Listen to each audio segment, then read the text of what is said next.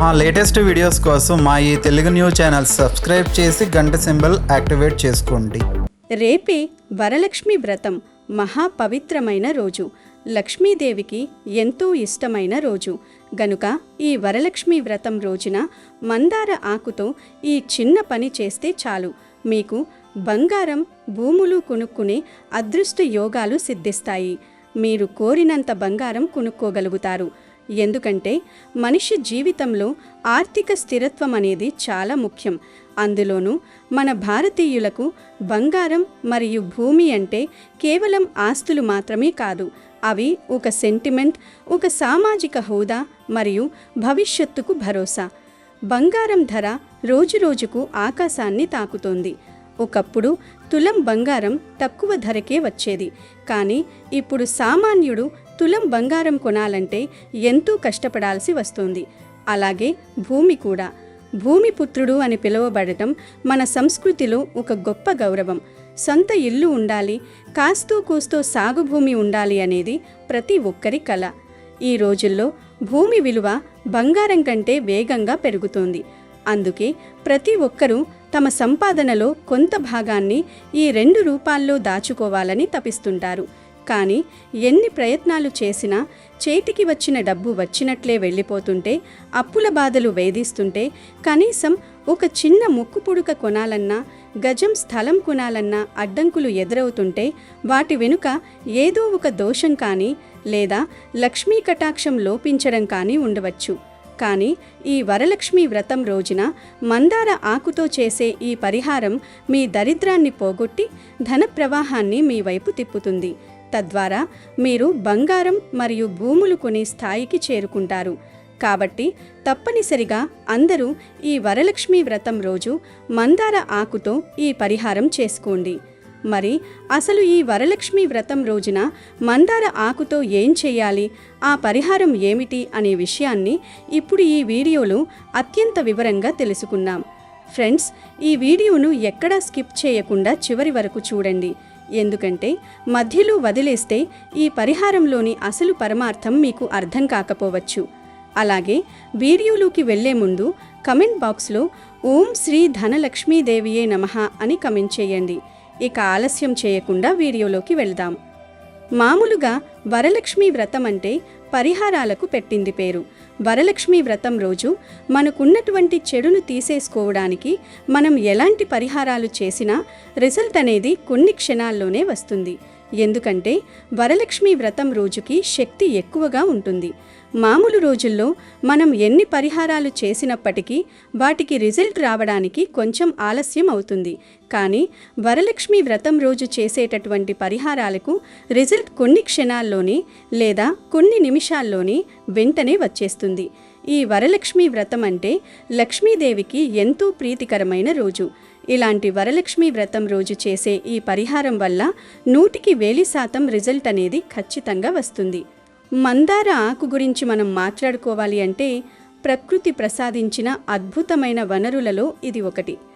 ఆధ్యాత్మికంగా చూసినా, ఆయుర్వేద పరంగా చూసినా మందారకు ఉన్న ప్రాముఖ్యత అంతా ఇంత కాదు. మందార చెట్టును మన పురాణాల్లో అభీష్ట ఫలప్రదాయిని అని వర్ణించారు. అంటే మనం కోరుకున్న కోరికలను తీర్చే శక్తి ఈ మొక్కకు ఉంది. మందార ఆకు పచ్చగా నిగనిగలాడుతూ ఉంటుంది.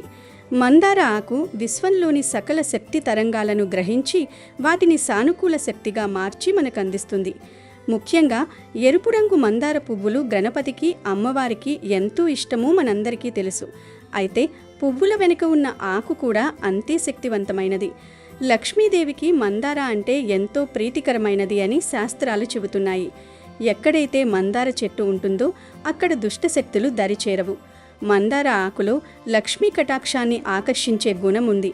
మన ఇంట్లో ఉండే ప్రతికూల శక్తిని అంటే నెగటివ్ ఎనర్జీని పీల్చుకుని సానుకూలతను నింపే అద్భుత శక్తి ఈ ఆకుకు ఉంది.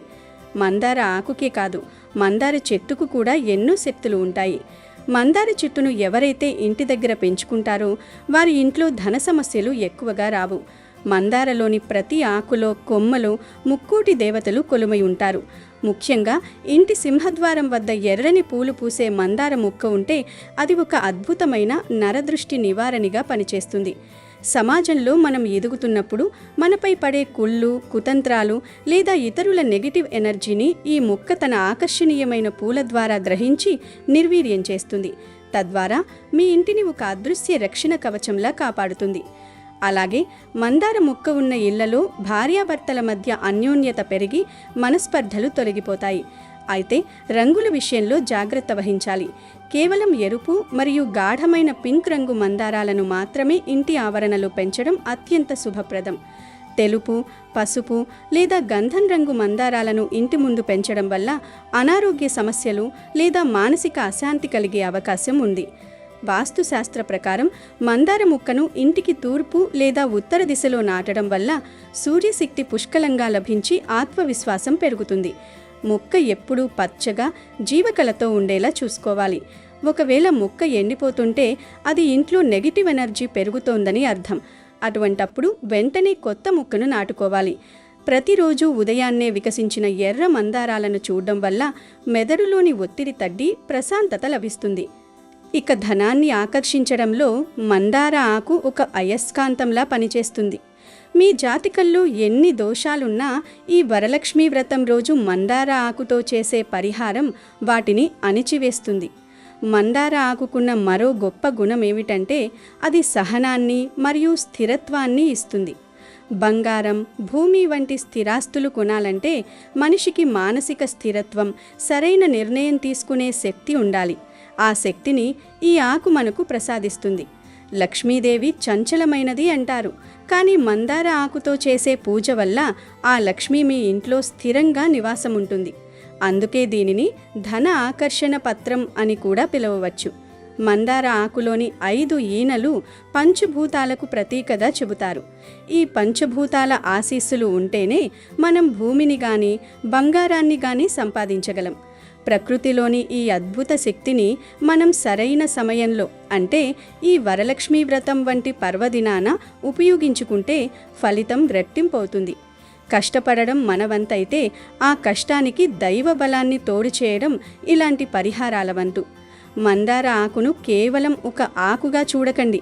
అది మీ దరిద్రాన్ని పారద్రోలే ఒక దివ్యమైన ఆయుధం.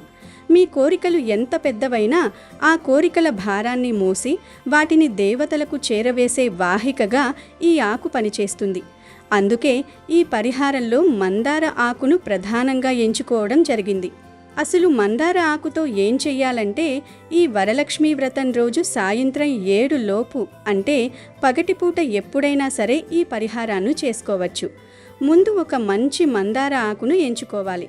ఆ ఆకు ఎక్కడా చిరిగిపోయి ఉండకూడదు, రంధ్రాలు ఉండకూడదు, మరియు వాడిపోయి ఉండకూడదు.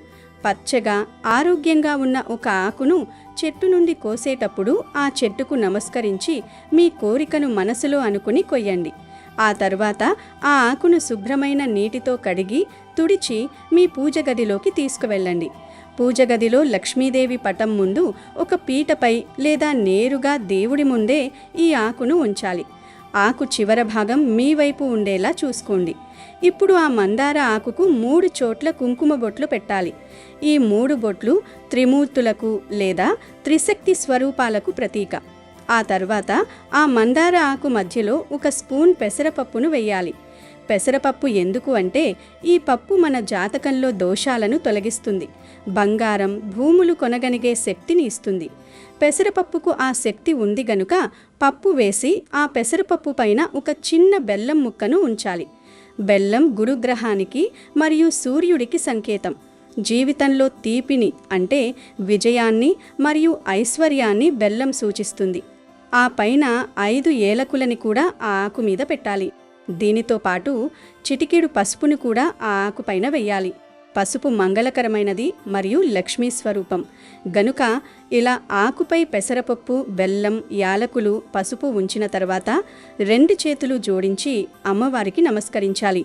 మీ మనసులో ఉన్న బలమైన కోరికను, అంటే అమ్మా, నాకు సొంత భూమి కొనే అవకాశం కల్పించు, మా ఇంట్లో బంగారం వృద్ధి చెందేలా చూడు, మా ఆర్థిక ఇబ్బందులు తొలగించు అని చాలా ఏకాగ్రతతో వేడుకోవాలి. మీ కోరికను ఒక సంకల్పంలా చెప్పుకోవాలి. ఆ తర్వాత ఆ మందారాకును అలాగే 24 గంటల పాటు పూజ గదిలోనే ఉంచాలి. అంటే మీరు ఈరోజు సాయంత్రం 4 గంటలకు ఈ పరిహారం చేస్తే మరుసటి రోజు సాయంత్రం 4 గంటల వరకు అది అక్కడే ఉండాలి. ఆ 24 గంటల సమయంలో ఆ ఆకు విశ్వంలోని ధనశక్తిని ఆకర్షించి మీరు పెట్టిన వస్తువులలో ఆ శక్తిని నిక్షిప్తం చేస్తుంది. 24 గంటలు ముగిసిన తర్వాత స్నానం చేసి అమ్మవారికి నమస్కరించి ఆ ఆకును నెమ్మదిగా తీసుకోవాలి. ఆ ఆకులోని పెసరపప్పు, బెల్లం, యాలకులు, పసుపుతో సహా తీసుకువెళ్ళి ఒక ఆవుకు తినిపించాలి. హిందూ ధర్మంలో ఆవును సాక్షాత్తు మహాలక్ష్మిగా, ముక్కోటి దేవతల నిలయంగా భావిస్తాము. ఆవుకు ఈ పదార్థాలను తినిపించడం వల్ల మీ కోరిక నేరుగా ఆ దేవతలకు చేరుతుంది. ఒకవేళ మీ ప్రాంతంలో ఆవు లేకపోతే కంగారు పడకండి. ఆ ఆకులోని పెసరపప్పును, బెల్లాన్ని, యాలకులని పక్షులకు లేదా చిట్టి చీమలకు ఆహారంగా వేయవచ్చు. పక్షులు ఆ గింజలను తిన్నా లేదా చీమలు ఆ బెల్లాన్ని తిన్నా కూడా మీకు అంతే ఫలితం దక్కుతుంది. ప్రకృతిలోని జీవులకు ఆహారం పెట్టడం అనేది ఒక గొప్ప పుణ్యకార్యం. అది మీ ఆర్థిక అడ్డంకులను తొలగిస్తుంది. ఆ ఆకుడు మాత్రం ఏదైనా చెట్టు మొదట్లో వేసేయండి. ఇలా ఈ చిన్న పనిని అత్యంత భక్తి శ్రద్ధలతో, నమ్మకంతో చేస్తే ఖచ్చితంగా మీకు బంగారం మరియు భూములు కొనే యోగం పడుతుంది. ఇది చాలామంది అనుభవపూర్వకంగా తెలుసుకున్న పరిహారం. వరలక్ష్మీ వ్రతం రోజున ఉండే ఆ ప్రత్యేక శక్తి, మందారాకుకు ఉన్న ఆకర్షణ గుణం, పెసరపప్పు మరియు బెల్లం యొక్క గ్రహ అనుకూలత ఇవన్నీ కలిసి మీ జీవితంలో అద్భుతమైన మార్పులను తీసుకువస్తాయి. మీరు ఎన్ని పూజలు చేసినా ఫలితం కలగడం లేదు అని బాధపడేవారు ఈసారి ఈ చిన్న తంత్రాన్ని పాటించి చూడండి. మీ కష్టార్జితం వృధా కాకుండా అది ఆస్తి రూపంలోకి మారుతుంది. మీ ఇంట్లో లక్ష్మీదేవి తాండవిస్తుంది. ఈ వరలక్ష్మి వ్రతం మీకు ఒక కొత్త వెలుగును, ఐశ్వర్యాన్ని ప్రసాదిస్తుంది. ఈ పరిహారం చేసేటప్పుడు కొన్ని విషయాలు గుర్తుంచుకోవాలి. మీ మనసులో ఎటువంటి ప్రతికూల ఆలోచనలు ఉండకూడదు. ఇది చేస్తే నిజంగా జరుగుతుందా అని అనుమానం ఉండకూడదు. పూర్తి నమ్మకంతో చేసినప్పుడే విశ్వం మనకు సహకరిస్తుంది. ఈ వరలక్ష్మీ వ్రతం రోజున మీరు చేసే ఈ చిన్న ప్రయత్నం మీ తరతరాల దారిద్ర్యాన్ని పోగొట్టే శక్తిని కలిగి ఉంది. బంగారం కొంటే అది కేవలం అలంకారం కాదు, అది మీ ఆపదలో ఆదుకునే నిధి. భూమి కొంటే అది మీ పిల్లలకు మీరు ఇచ్చే గొప్ప ఆస్తి. ఈ రెండింటినీ పొందే అర్హత మీకు ఉంది అని నమ్మండి. ఆ నమ్మకమే మిమ్మల్ని ముందుకు నడిపిస్తుంది. కాబట్టి అందరూ ఈరోజు ఈ మందారాకు పరిహారం చేసి బంగారం, భూములు కొనే యోగాలను పొందండి. ఈరోజు ఆడవారు తప్పనిసరిగా ఉదయాన్నే త్వరగా నిద్రలేచి ఇల్లంతా చీపురుతో క్లీన్ చేసుకోవాలి. తడిగుడ్డ ముందు రోజే పెట్టేసుకోవాలి. ఉదయాన్నే లేచి ఇల్లంతా తుడిచేసి ఇంటి ముందు కల్లాపి చల్లి ఇంటి ముందు ముగ్గు పెట్టేసి గుమ్మానికి పసుపు రాసుకోవాలి. గడపకి తోరణాలు కట్టుకోవాలి. తరువాత పూజకి కావాల్సిన నైవేద్యాలు సిద్ధం చేసుకోవాలి. రేపు ఆగస్టు 21 వరలక్ష్మి పూజకి శుభముహూర్త సమయాలు వచ్చేటప్పటికి ఉదయం పూట సింహలగ్నంలో అంటే 6:23 నుంచి 8:59 లోపు మీరు ఉదయం పూట పూజ చేసుకోవచ్చు. అలా కుదరని వాళ్ళు మధ్యాహ్నం వేళ వృశ్చిక లగ్నంలో 1:35 నుంచి 3:54 లోపు చేసుకోవచ్చు. అలాగే మధ్యాహ్నం కూడా కుదరని వాళ్ళు సాయంత్రం కుంభలగ్నంలో 6:16 నుంచి 9:05 లోపు మీరు ఈ పూజ అనేది చేసుకోవచ్చు. ఈరోజు పూజ చేసే ఆడవారు తప్పనిసరిగా చేతికి గాజులు వేసుకోవాలి, ముఖాన కుంకుమ బొట్టు పెట్టుకోవాలి, జడలో పువ్వులు పెట్టుకోవాలి, కాళ్ళకి పసుపు రాసుకోవాలి. లేకపోతే పూజా ఫలితం రాదు. ఈరోజు ఆడవారు ప్రత్యేకమైన రంగుల్లో ఉండే దుస్తులు ధరించాలి. ఈరోజు మహిళలు ఆకుపచ్చ లేదా తెలుపు రంగు వస్త్రాలు ధరించడం ఎంతో శ్రేయస్కరం. ఆకుపచ్చ రంగు సకల సౌభాగ్యాలకు, సిరి సంపదలకు మరియు సాక్షాత్తు లక్ష్మీదేవికి ప్రతీక. ఈ రంగు చీర కట్టుకున్న మహిళలు లక్ష్మీదేవిలా కళకళలాడుతారు. అలాగే తెలుపు రంగు స్వచ్ఛతకు, ప్రశాంతతకు మారుపేరు. ఈ రంగుల దుస్తులు ధరించి అమ్మవారిని ఆరాధిస్తే అష్టైశ్వర్యాలు, అష్టలక్ష్ముల అనుగ్రహం మెండుగా లభిస్తాయి. ఏ పని చేపట్టినా విజయం వరిస్తుంది. అయితే తెలుపు రంగు చీర కట్టుకునేవారు ఖచ్చితంగా అంచు ఉన్న చీరని ఎంచుకోవాలి. పూర్తిగా తెలుపు రంగు ఉన్న చీరను శుభకార్యాల్లో కట్టుకోవడం అశుభం. ఈ నియమాలు డ్రెస్సులు వేసుకునే యువతులకు కూడా వర్తిస్తాయి.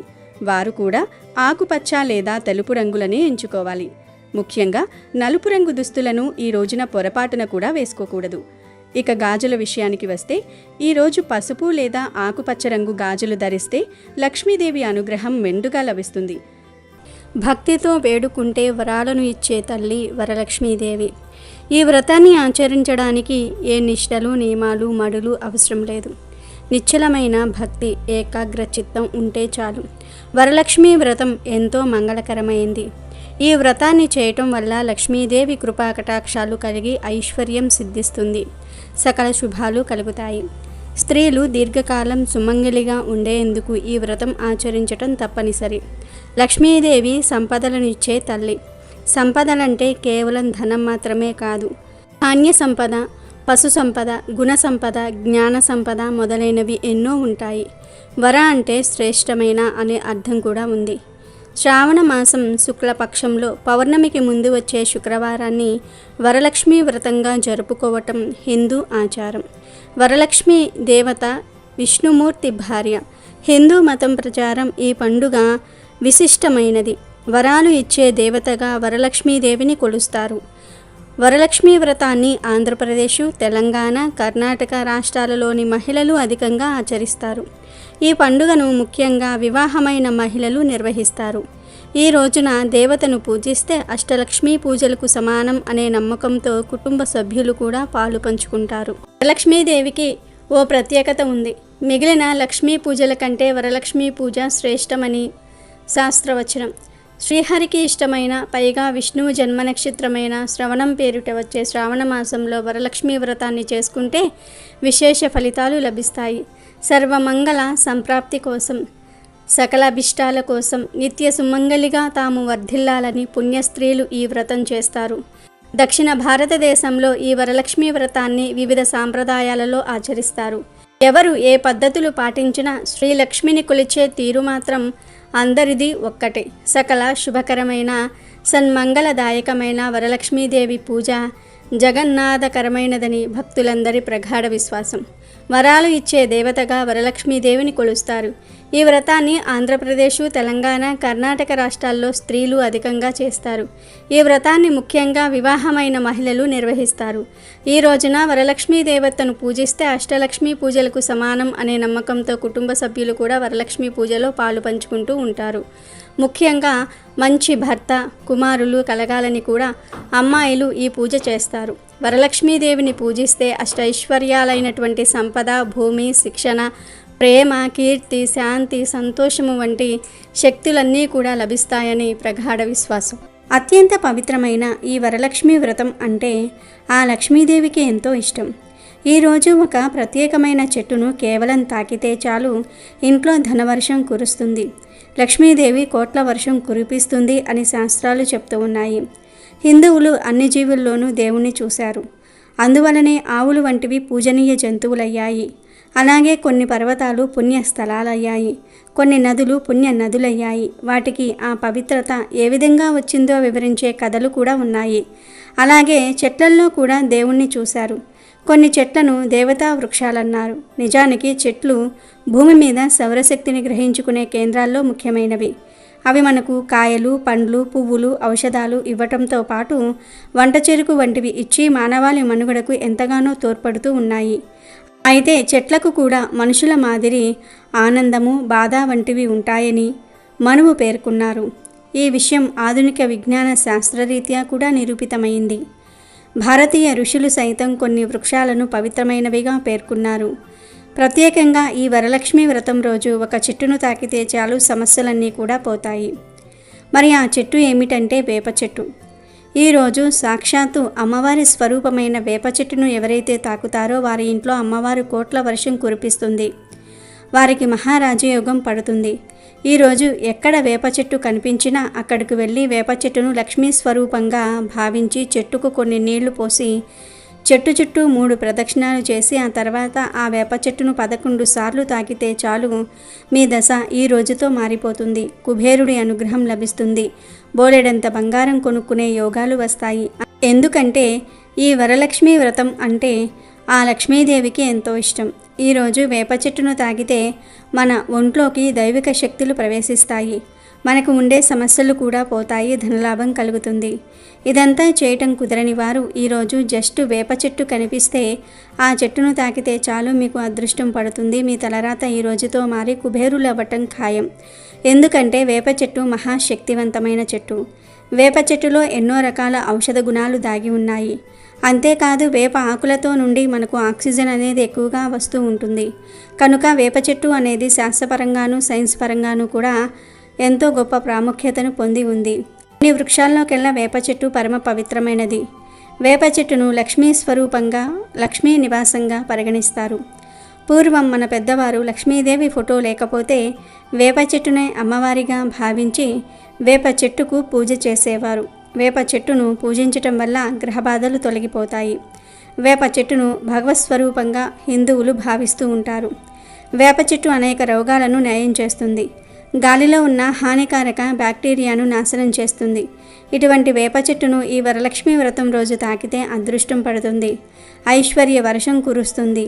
అంతేకాదు ఈరోజు ఇలా వేప చెట్టును తాకటం వలన దోషాలు మొత్తం ఈ రోజుతో పోతాయి. జన్మ జన్మల పాపాలన్నీ కూడా ఈ రోజుతో పోతాయి. కోటి జన్మల పుణ్యం వస్తుంది. లక్ష్మీదేవి అనుగ్రహంతో అష్ట ఐశ్వర్యాలు సిద్ధిస్తాయి. సకల సంపదలు కలుగుతాయి. మీ జాతకం అద్భుతంగా మారిపోతుంది. పట్టిందల్లా బంగారం అవుతుంది. మీ శరీరంలో ఉండే నెగిటివ్ అంతా కూడా పోయి ధనలాభం కలుగుతుంది. మీకు ఉండే కష్టాలు సమస్యలన్నీ కూడా పోతాయి. మీ సుడి తిరిగిపోతుంది, ధనవర్షం కురుస్తుంది. కనుక మీరు కూడా ఈరోజు వేప చెట్టును తాకి శుభాలను పొందండి. అమెజాన్లో బెస్ట్ డిస్కౌంట్స్ కోసం వీడియో డిస్క్రిప్షన్లో లింకు ఉంది, చూడండి. అలాగే మా టెలిగ్రామ్ ఛానల్ సబ్స్క్రైబ్ చేసుకోండి.